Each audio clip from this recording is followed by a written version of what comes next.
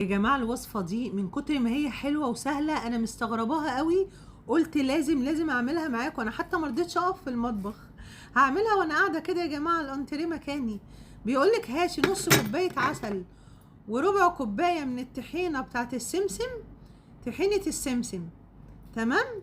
بجد وصفة غريبة قوي لما شفتها أبهرتني. قلت لا، لازم أعملها معاكم. تنزلي عليهم بربع كوباية من الكاكاو الخام وتقلبيهم كده بالمضرب مع بعض كده كده كده كده كده. بجد وصفة سهلة جدا وغريبة قوي. قلت لا، لازم اجربها معاكم بقى. مرضتش اقوم من مكاني والله. قلت جبت الحاجة وقلت اعملها كده وانا قاعدة من كتر سهولتها.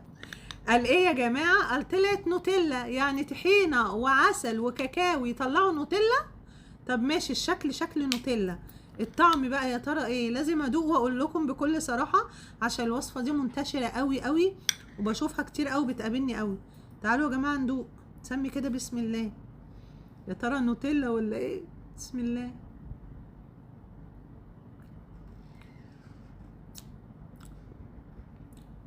الله. بصوا هقول لكم.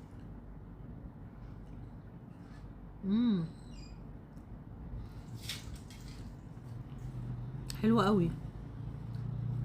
بصوا هي طعمها يجنن يجنن، بس ملهاش علاقة بالنوتيلا.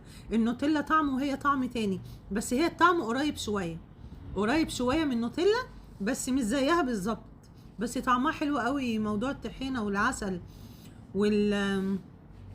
والكاكاو بجد عامل ميكس كده رهيب. يعني ممكن تعمليها للولاد في المدارس سندوتشات، هتبقى تحفة خطيرة. جربوها.